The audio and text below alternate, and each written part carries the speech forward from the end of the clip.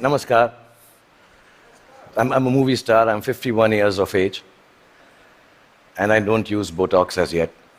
So I'm clean, but I do behave like you saw, like a 21-year-old in my movies. Yeah, I do that. I sell dreams, and I peddle love to millions of people back home in India who assume that I'm the best lover in the world. If you don't tell anyone, I'm going to tell you I'm not, but I never let that assumption go away. I've also been made to understand there are lots of you here who haven't seen my work, and I feel really sad for you.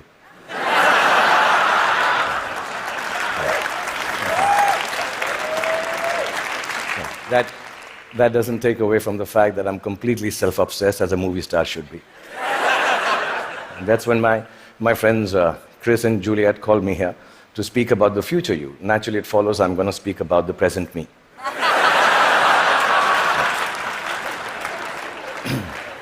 Because I truly believe that humanity is a lot like me. It is. It's an aging movie star, grappling with all the newness around itself, wondering whether it got it right in the first place, and still trying to find a way to keep on shining regardless. I was born in a refugee colony in the capital city of India, New Delhi. And my father was a freedom fighter. My mother was, well, just a fighter like mothers are. And much like the original Homo sapiens, we struggled to survive. When I was in my early 20s, I lost both my parents, which I must admit seems a bit careless of me now.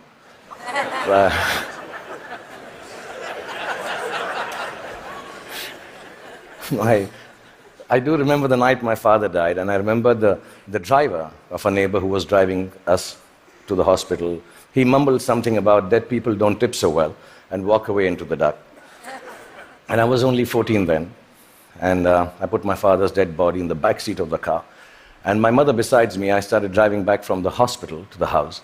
And in the middle of a quiet crying, my mother looked at me and she said, "Son, when did you learn to drive?" And I thought about it and realized, and I said to my mom, "Just now, Mom."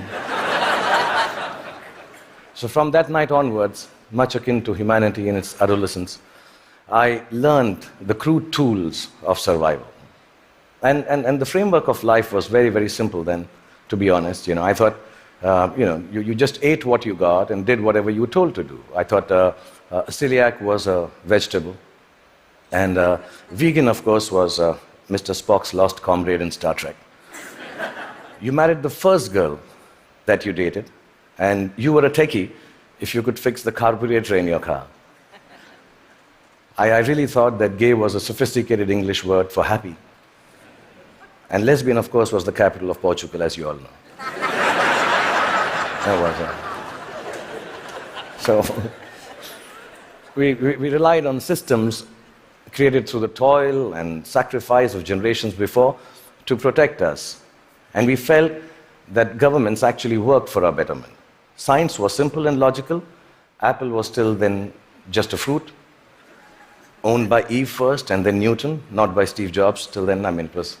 And Eureka is what you screamed when you wanted to run naked on the streets. You went wherever life took you for work, and people were mostly welcoming of you. Migration was a term then still reserved for Siberian cranes, not human beings. Most importantly, you were who you were, and you said what you thought. Then in my late 20s, I shifted to the sprawling metropolis of Mumbai, and my framework, like the newly industrialized aspirational humanity, began to alter. In the urban rush for a new, more embellished survival, things started to look a little different. I met people who had descended from all over the world. Faces, races, genders, moneylenders. Definitions became more and more fluid. Work began to define you at that time in an overwhelmingly equalizing manner. And all the systems started to feel less reliable to me, almost too thick to hold on to the diversity of mankind and the human need to progress and grow. Ideas were flowing with more freedom and speed, and I experienced the miracle of human innovation and cooperation, and my own creativity, when supported by the resourcefulness of this collective endeavor, catapulted me into superstardom. I started to feel that I had arrived. And generally, by the time I was 40, I was really, really flying. I was all over the place. I'd done 50 films by then, and 200 songs. And I'd been knighted by the Malaysians. I'd been given the highest civil honor by the French government, the title of which, for the life of me, I can't pronounce even till now. So I'm sorry, France, and thank you, France, for doing that. But much bigger than that, I got to meet Angelina Jolie, yeah. For 2.5 seconds. And I'm sure she also remembers that encounter somewhere. Okay, maybe not. And I sat next to Hannah Montana on a round dinner table with her back towards me most of the time. Like I said, I was flying from Miley to Jolie. And humanity was soaring with me. We were both pretty much flying off the handle, actually. And then you all know what happened. The internet happened. I was in my late 40s, and I started tweeting like a canary in a birdcage. And assuming that, people who will peer into my world will admire it for the miracle I believed it to be. But something else awaited me and humanity. We had expected an expansion of ideas and dreams with the enhanced connectivity of the world. We had not bargained for the village-like enclosure of thought, of judgment, of definition that flowed from the same place that freedom and revolution was taking place in. Everything I said took a new meaning. Everything I did, good, bad, ugly, was there for the world to comment upon and judge. As a matter of fact, everything I didn't say or do also met with the same fate. 4 years ago, my lovely wife, Gauri, and me decided to have a third child. It was claimed on the net that he was the love child of a first child who was 15 years old. Apparently, he had sown his wild oats with a girl while driving her car in Romania. And yeah, there was a fake video to go with it. And we were so disturbed as a family. My son, who's 19 now, even now when you say hello to him, he just turns around and says, "But bro, I didn't even have a European driving license." Yeah, I mean, in this new world, slowly reality became virtual and virtual became real. And I started to feel that I could not be who I wanted to be or say what I actually thought. And humanity at this time completely identified with me. I think both of us were going through our midlife crisis. And humanity, like me, was becoming an overexposed prima donna. I started to sell everything from hair oil to diesel generators. Humanity was buying everything from crude oil to nuclear reactors. I even tried to get into a skin-tight superhero suit to reinvent myself. I must admit, I failed miserably. And just an aside, I want to say on behalf of all the Batmen, Spider-Men, and Supermen of the world, you have to commend them, because it really hurts in the crotch, that superhero suit. Yeah, I'm being honest, I need to tell you this, yeah. Really. And accidentally, I happened to even invent a new dance form, which I didn't realize, and it became a rage. So if it's all right, and you've seen a bit of me, so I'm quite shameless, I'll show you. It was called the lungi dance. So if it's all right with you, I'll just show you. I'm talented otherwise, yeah. So it went something like this. Lungi dance, lungi dance, lungi dance, lungi dance, lungi dance, lungi dance, lungi dance, lungi dance, lungi dance, lungi dance, lungi dance, lungi. That's it. It became a rage. It really did. Like you noticed, nobody could make any sense of what was happening except me. And I didn't give a damn, really, because the whole world and whole humanity seemed as confused and lost as I was. I didn't give up then. I even tried to reconstruct my identity on the social media like everyone else does. I thought if I put on philosophical tweets out there, people will think I'm with it. But some of the responses I got for those tweets were extremely confusing acronyms, which I didn't understand. ROFL, LOL. Adidas, somebody wrote back to one of my more thought-provoking tweets. And I was wondering, why would you name a sneaker? Why would you write back a name of a sneaker to me? And I asked my 16-year-old daughter, and she enlightened me. Adidas now means, all day I dream about sex. This is really, I don't know if you know that. And so I wrote back, WTF in bold to Mr. Adidas, thanking secretly that some acronyms and things won't change at all. WTF. But here we are. I'm 51 years old, like I told you, and mind-numbing acronyms notwithstanding, I just want to tell you, if there has been a momentous time for humanity to exist, it is now. Because the present you is brave. The present you is hopeful. The present you is innovative and resourceful. And of course, the present you is annoyingly indefinable. And in this spellbinding, imperfect moment of existence, feeling a little brave just before I came here, I decided to take a good, hard look at my face. And I realized that I'm beginning to look more and more like the wax statue of me at Madame Tussauds. Yeah, and in that moment of realization, I asked the most central and pertinent question to humanity and me. Do I need to fix my face? Really, I'm an actor, like I told you, a modern expression of human creativity.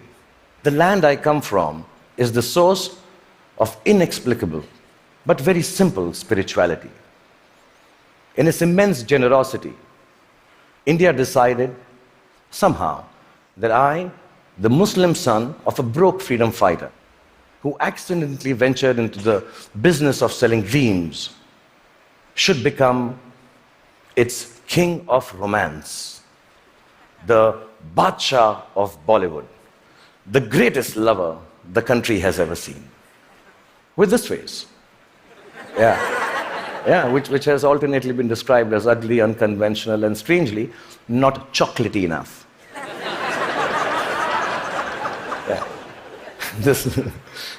The people of this ancient land embraced me in their limitless love. And I've learned from these people that neither power nor poverty can make your life more magical or less torturous.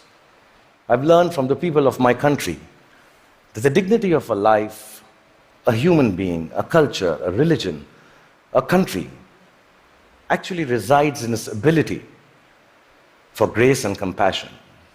I've learned that whatever moves you, whatever urges you to create, to build, whatever keeps you from failing, whatever helps you survive, is perhaps the oldest and the simplest emotion known to mankind. And that is love. A mystic poet from my land famously wrote, Pothi padi padi jug bhaya, pandit bhaya na koi. Pothi padi padi jug bhaya na pandit koi. Dhai aakhar prem ke, pade so pandit hoy. Which loosely translates into that whatever, yeah, if you know Hindi, please clap. Yeah, that's it's very difficult to remember. Which loosely translates into actually saying that all the books of knowledge that you might read and then go ahead and impart your knowledge through innovation, through creativity, through technology. But mankind will never be the wiser about its future unless it is coupled with a sense of love and compassion for their fellow beings. The 2.5 alphabets which form the word prem, which means love, if you're able to understand that and practice it, that itself is enough to enlighten mankind. So I truly believe the future you has to be a you that loves. Otherwise, it will cease to flourish. It will perish in its own self-absorption. So you may use your power to build walls and keep people outside. Or you may use it to break barriers and welcome them in. You may use your faith to make people afraid and terrify them into submission. Or you can use it to give courage to people so they rise to the greatest heights of enlightenment. You can use your energy to build nuclear bombs and spread the darkness of destruction, or you can use it to spread the joy of light to millions. You may filthy up your oceans callously and cut down all the forests. You can destroy their ecology, or tend to them with love and regenerate life from their waters and trees. You may land on Mars and build armed citadels, or you may look for life forms and species to learn from and respect. And you can use all the monies that we all have earned to wage futile wars and give guns in the hands of little children to kill each other with. Or you can use it to make more food to fill their stomachs with. My country has taught me the capacity for a human being to love is akin to godliness. It shines forth in a world, which civilization, I think, already has tampered too much with. In the last few days, the talks here, the wonderful people coming and showing their talent, talking about individual achievements, the innovation, the technology, the sciences, the knowledge we are gaining by being here in the presence of TED Talks and all of you, are reasons enough for us to celebrate the future us. But within that celebration, the quest to cultivate our capacity for love and compassion has to assert itself just as equally. So I believe the future you is an infinite you. It's called a chakra in India, like a circle. It ends where it begins from to complete itself. A you that perceives time and space differently, understands both your unimaginable and fantastic importance and your complete unimportance in the larger context of the universe. A you that returns back to the original innocence of humanity, which loves from the purity of heart, which sees from the eyes of truth, which dreams with the untampered, which dreams from the clarity of an untampered mind. The future you has to be like an aging movie star who has been made to believe that there is a possibility of a world which is completely, wholly, self-obsessively in love with itself. A world, really, it has to be a you to create a world which is its own best lover. That, I believe, ladies and gentlemen, should be the future you. Thank you very much.